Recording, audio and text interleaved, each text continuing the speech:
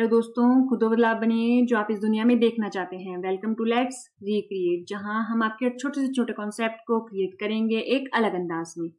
Today's our recreationist. देखिए, जैसा कि आपको पता है, हिमाचल प्रदेश कॉम्पिटिटिव एग्जाम में हिमाचल प्रदेश जीके एक महत्वपूर्ण स्थान रखती है। तो इसीलिए हम अपनी जितनी भी 12 की 12 डिस्ट्रिक्ट है उनको क्रमबद्ध तरीके से पढ़ेंगे। तो आज का जो हमारा टॉपिक है वो है हमारी बिलासपुर डिस्ट्रिक्ट। बिलासपुर डिस्ट्रिक्ट से हम अपनी इन डिस्ट्रिक्टों की शुरुआत कर रहे हैं। तो देखिए, बिलासपुर डिस्ट्रिक्ट में हम क्या क्या पढ़ेंगे। बिलासपुर में हम पढ़ेंगे बिलासपुर का इंट्रोडक्शन, यानी जब भी बिलासपुर का नाम आए तो हमें किन किन बातों को अपने माइंड में लाना है। उसके बाद हम इसकी हिस्ट्री को पढ़ेंगे। हिस्ट्री के बाद ज्योग्राफी की तरफ जाएंगे और ज्योग्राफी के अलावा जो बिलासपुर से अन्य इंपॉर्टेंट पॉइंट है उनको भी देखेंगे। देखिए, हिस्ट्री से ही हमारा निकल कर आता है कल्चर। ठीक है, हिस्ट्री से निकल कर आता है कि कैसा कैसा प्रशासन यहाँ पर रहा होगा या अब है। उसके बाद आता है यहाँ की अर्थव्यवस्था का भी प्रभाव हिस्ट्री से ही देखने को मिलता है। उसके अलावा हिस्ट्री में एंशियंट हिस्ट्री यानी प्राचीन इतिहास हमारे को पढ़ना पड़ता है बिलासपुर का, मध्यकालीन पढ़ना पड़ता है और आधुनिक इतिहास बिलासपुर का पढ़ना पड़ता है। इन सभी चीजों को हम कवर करते हुए अपने बिलासपुर डिस्ट्रिक्ट को खत्म करेंगे। तो देखिए, आज का जो हमारा टॉपिक है वो है इंट्रोडक्शन, यानी हम बिलासपुर का इंट्रोडक्शन में देखेंगे उसकी लोकेशन को, उसकी स्थिति को। उसके बाद उनके फाउंडर को देखेंगे कि बिलासपुर की स्थापना किनके द्वारा की गई। देखिए, सबसे पहले बात करते हैं हम अपनी लोकेशन की। लोकेशन की अगर हम बात करें तो जब भी हम भारत को पढ़ते हैं तो भारत की लोकेशन को भी हम दो तरीके से देखते हैं। एक तो हो गया भारत का पॉलिटिकल मैप और दूसरा हो गया भारत का ज्योग्राफिकल मैप। अब देखिए, भारत के मैप में ये रहा हमारा प्यारा हिमाचल प्रदेश, और ज्योग्राफिकल मैप में जो भारत का ज्योग्राफिकल मैप है उसमें हमारा हिमाचल प्रदेश यहाँ रहा। अब आप देखेंगे, जो पॉलिटिकल मैप है उसमें हमारा हिमाचल प्रदेश यहाँ है और ज्योग्राफिकल मैप में हमारा हिमाचल प्रदेश हिमालयाज में लाई करता है। तो यानी कि हमें देखना पड़ेगा जो बिलासपुर है पॉलिटिकल रूप से तो हिमाचल प्रदेश के इस भाग में आया, ज्योग्राफिकल रूप से वो कौन सी रेंज में आया, ये हमारे को देखना पड़ता है। तो देखिए, ये रहा हमारा हिमाचल प्रदेश का मैप और ये रही हमारे हिमाचल प्रदेश की चारों ओर की बाउंड्रीज। तो ये चीन के साथ, लद्दाख के साथ, जम्मू कश्मीर के साथ, पंजाब के साथ, हरियाणा के साथ, उत्तर प्रदेश के साथ और उत्तराखंड के साथ अपनी बाउंड्रीज जो है वो साझा करता है। यानी इंटरनेशनली ये एक के साथ चीन तिब्बत के साथ साझा करता है। नेशनली दो यूनियन टेरिटरी, कौन कौन सी, लद्दाख और जम्मू कश्मीर, और चार हमारी स्टेट हो गई। वो कौन कौन सी हो गई, पंजाब, हरियाणा, उत्तर प्रदेश, उत्तराखंड। तो हमारे को एग्जैक्ट पता होना चाहिए कि यह नॉर्थ में किसके साथ करता है, साउथ में किसके साथ करता है, पूरब में, पश्चिम में। ठीक है, अब उसके बाद देखिए, ये रहा हमारा हिमाचल प्रदेश का पॉलिटिकल मैप। पॉलिटिकल मैप ये रहा और ये रहा हमारा बिलासपुर। ये रहा हमारा बिलासपुर और ये रही माउंटेन रेंजेस, हिमालयन की रेंजेस जो हमारे हिमाचल प्रदेश से होके जाती है। तो देखिए, अगर हम हिमाचल प्रदेश के मैप में बिलासपुर को देखें तो जो बिलासपुर है वो कौन सी रेंज से होके जा रही है, शिवालिक। तो ये हमारे को पता होना चाहिए जो बिलासपुर है वो कौन सी रेंज में लाई करता है, शिवालिक में। ये रहा हमारा बिलासपुर और कौन सी रेंज में लाई करता है, शिवालिक में। तो अब देखिए, हमने लोकेशन पढ़ ली। अब उसके बाद एक बार बिलासपुर का मैप देख लेते हैं। ये रहा हमारा बिलासपुर का मैप। अब इसके चारों तरफ की बाउंड्रीज देखना भी हमारे लिए बहुत जरूरी है। तो ये रही इसके चारों तरफ की बाउंड्रीज। अब देखिए, बाउंड्रीज को हमें कैसे पढ़ना पड़ता है, यह उत्तर में किसके साथ करता है, पूरब में, पश्चिम में, ताकि हमें कंफ्यूजन ना हो। तो देखिए, अगर हम देखें, ये उत्तर में, उत्तर पश्चिम में, उत्तर और उत्तर पश्चिम में हमीरपुर के साथ, पश्चिम में ऊना के साथ, उत्तर पश्चिम में ऊना के साथ, और पूरब में मंडी के साथ, एंड दक्षिण पूरब में सोलन के साथ, दक्षिण में सोलन के साथ, और दक्षिण में किसके साथ, हरियाणा, और दक्षिण पश्चिम में पंजाब के साथ करता है सीमा साझा। हरियाणा के साथ नहीं करता, पंजाब के साथ करता है। देखिए, मंडी, सोलन, हमीरपुर, ऊना, पंजाब, ठीक है, इनके साथ ही अपनी बाउंड्री जो है वो साझा करता है। अब उसके बाद अगर हम देखें बिलासपुर में कौन कौन सी रीजन है जो हमें पता होने चाहिए। तो देखिए, बिलासपुर में क्या है, बिलासपुर सदर है, नमोल है, घुमारवी है, भरारी है, झंडुता है और नैना देवी है।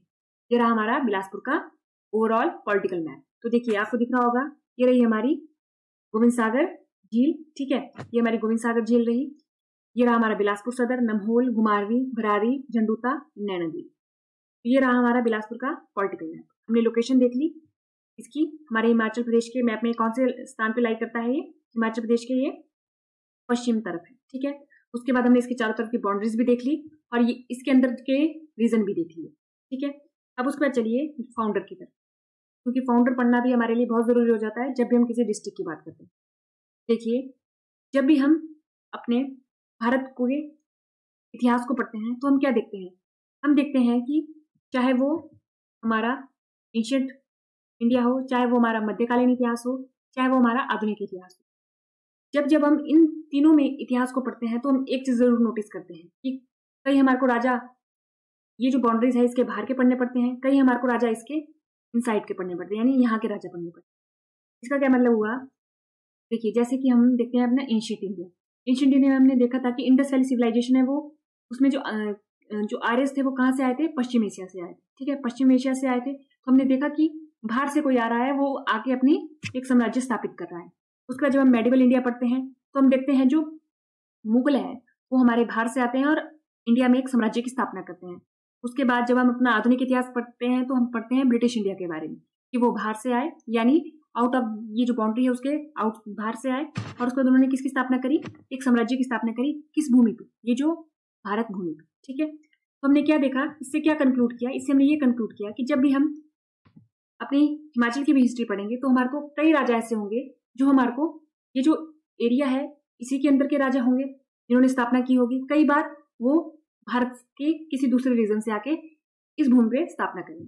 तो यानी कि हमें कहाँ कहाँ के राजा देखने को मिलेंगे, इंटरनली यानी जो इसी भूमि में थे पहले से, और एक्सटर्नली जो बाहर से आए फिर उन्होंने साम्राज्य की स्थापना की। तो हमारे को पता होना चाहिए जब भी हम किसी डिस्ट्रिक्ट को पढ़ें कि यहाँ के राजा जो फाउंडर है वो कहाँ के हैं, वो विद इन ये जो बाउंड्रीज है इसके अंदर के हैं या वो आउटसाइड हिमाचल के हैं। ठीक है, तो अब देखिए ये रहा हमारा बिलासपुर। अगर हम देखें जो बिलासपुर है उनके जो फाउंडर है वो कहाँ के हैं, तो ये रहा हमारा मध्य प्रदेश। मध्य प्रदेश रहा, मध्य प्रदेश का ये रहा हमारा बुंदेलखंड वाला रीजन। बुंदेलखंड वाले रीजन के राजा थे जिन्होंने आके यहाँ पर किसकी स्थापना करी, हमारे बिलासपुर की। बिलासपुर यानी कि कहलूर उस समय बोला जाता था। अब देखिए मध्य प्रदेश के बुंदेलखंड के चंदेरी नामक स्थान से आए थे। ठीक है, बुंदेलखंड ये रहा हमारा बुंदेलखंड वाला रीजन और इसके चंदेरी नामक स्थान से। ठीक है, चंद्रवंशी राजपूत। तो ये भी आपको पता होना चाहिए जो राजा थे वो कौन थे, चंद्रवंशी। क्योंकि जब आप अभी और डिस्ट्रिक्ट पढ़ोगे तो वहां पर सूर्यवंशी भी आएगा, चंद्रवंशी आपको पता होना चाहिए। अब उसके बाद देखिए रूलर कौन थे, चंदेरी किंगडम के। अब हम पहले मध्य प्रदेश के बुंदेलखंड वाले रीजन की बात कर रहे हैं। वहां के एक रूलर थे हरिहर चंद। क्या नाम था उनका, हरिहर चंद। ठीक है, एक बारी वो सोए थे एक रात को, ऐसा एक कहानी है कि वो सोए थे, उन्होंने सपना देखा ज्वालामुखी माता का। अब उन्होंने सपना देखा है तो उस सपने को वो पूरा करने के लिए पूरा करना चाहते थे, लेकिन एक अड़चन थी कि ये जो चंदेरी की जो गद्दी है उसके ऊपर किसको बिठाया जाए। तो उन्होंने उसके ऊपर अपने पुत्र गोविंद चंद्र जी को बिठा दिया। गोविंद चंद्र जी को कहाँ पर बिठाया, चंदेरी साम्राज्य की गद्दी पर। अब उसके बाद हरिहर चंद जी अपने 4 पुत्र को गंभीर चंद, सबीर चंद, बीर चंद और कबीर चंद के साथ, देखिए ये रहे गंभीर चंद, ये सबीर चंद, कबीर चंद और बीर चंद, इन 4 पुत्रों के साथ कहाँ को रवाना हो गए, ये रवाना हो गए हमारे ज्वालामुखी माता यानी मंदिर की तरफ को, यानी हिमाचल प्रदेश की तरफ को ये रवाना हो जाते हैं। अब उसके बाद जिस वक्त ये ज्वालामुखी पहुंचते हैं उस वक्त वहां पर कांगड़ा के जो राजा है वो नौदौन में रह रहे होते हैं। तो कांगड़ा के राजा के द्वारा इनका आदर सत्कार किया जाता है और ये कहते हैं कि चलिए गेम खेलते हैं। तो गेम के कोई खेल खेला जाता है, उस खेल में क्या होता है कि जो इनके पुत्र है सबीर चंद, उनकी मृत्यु हो जाती है। तो हरिहर चंद और कांगड़ा के राजा के बीच में युद्ध स्टार्ट हो जाता है, जिस युद्ध में हरिहर चंद और कांगड़ा के राजा की मृत्यु हो जाती है। ऐसा भी कहा गया है कि उस युद्ध में कांगड़ा के राजा के बेटे की मृत्यु हुई। ठीक है, लेकिन उसमें सबीर चंद और हरिहर चंद की मृत्यु हो जाती है। उसके बाद जो हमारे ये देखिए बीर चंद है, गंभीर चंद है, कबीर चंद है, ये ज्वालामुखी माता के पास दर्शन करने जाते हैं। उसके बाद यह तीनों अलग अलग दिशाओं में अपने भाग्य की खोज के लिए चल पड़ते हैं। उसी खोज में बीर चंद जो है वो कहलूर की स्थापना करते हैं, गंभीर चंद चनेहनी की स्थापना करते हैं जिसे छनेनी भी बोला जाता है, जो जम्मू कश्मीर में है, जम्मू कश्मीर रीजन में है। कबीर चंद कुमाऊं जो उत्तराखंड वाले रीजन में है, उन साम्राज्य की स्थापना करते हैं। अब देखिए ये रहे हमारे गोविंद चंद जो यहाँ पर हमारे जो अपनी पुश्तैनी जो उनका साम्राज्य था उसको उसके ऊपर राज कर रहे थे। उसके बाद हमारे बीर चंद रहे जिन्होंने स्थापना की किसकी, कहलूर की। उसके बाद हमारे सबीर चंद जिनकी मृत्यु हो चुकी है। गंभीर चंद, देखिए अब गंभीर चंद ने किसकी स्थापना की थी, चनेहनी। ठीक है, और कबीर चंद ने किसकी स्थापना की थी, कुमाऊं। ये हो गया हमारे। तो हमारे को इन सभी का पता होना चाहिए। ऐसे पूछा नहीं जाता है लेकिन कमीशन का पता नहीं लगता है कि किस वक्त वो हिस्ट्री की तरफ को ज्यादा वो उसको तवज्जो देने लगे। अब देखिए हम किसकी बात कर रहे हैं, कहलूर की। अब देखिए जब कहलूर की बात आती है तो हमें सबसे पहले ये पता होना चाहिए कि कब, कौन सी डेट को इसकी स्थापना हुई। ठीक है, कौन सी ईयर में इसकी स्थापना हुई, ठीक है। तो ये रहे हमारे बीरचंद जी। अब हमारे पास सोर्स हैं कुछ, जैसे Bilaspur past and present, Bilaspur gazetteer, Shashivansh Vinod, Chandravansh Vilas, जो लिखी गई थी गणेश सिंह जी के द्वारा। उनके अकॉर्डिंग जो कहलूर है उसकी स्थापना 697 एडी में हुई, ठीक है। History of Punjab hill state जो लिखी गई है हचिसन और वोगल के द्वारा, उनके अकॉर्डिंग इसकी स्थापना 900 एडी में। तो हमारा जो कमीशन के द्वारा सही आंसर माना गया है वो है 900 एडी वाला, ठीक है। तो हमें पता होना चाहिए जो कहलूर है साम्राज्य है, रियासत है जो, उसकी जो स्थापना है वो कब हुई, 900 एडी में हुई। किसके द्वारा की गई, बीरचंद जी द्वारा की गई, ठीक है। ये हमने पढ़ लिया। 900 एडी में बीरचंद जी द्वारा कहलूर राज्य की, कहलूर रियासत की स्थापना की गई। अब देखिए, अब इस स्थापना के पीछे भी एक स्टोरी है कि यहाँ पर इन्होंने इसी एरिया में इन्होंने क्यों स्थापना की। तो देखिए ये रहे हमारे कहलू गुज्जर जी। ऐसी एक स्टोरी मानी जाती है कि जो कहलू गुज्जर जी है वो क्या बताते हैं कि उनकी जो एक बकरी है वो बाघ के बार बार हमला करने पे भी बचती रही। एक पत्थर के ऊपर जाके बाघ इनके ऊपर हमला करता था, लेकिन ये बार बार बचती रही। तो बीरचंद जी ने क्या माना कि इस जो शिला है इसमें कुछ ना कुछ पावर है, इस स्थान में कुछ ना कुछ शक्ति है, और उन्होंने क्या कर दिया, वहां पर एक मंदिर का निर्माण कर दिया। दूसरा बोला जाता है कि एक गुज्जर था जिसका नाम क्या था, नैना था। बीरचंद जी के पास आया और उसने कहा कि जो गाय है वो हर दिन चट्टान पर दूध की धारा छोड़ती है। जब उन्होंने चट्टान को हटाया तो देखा कि वहां पर देवी दुर्गा की मूर्ति है।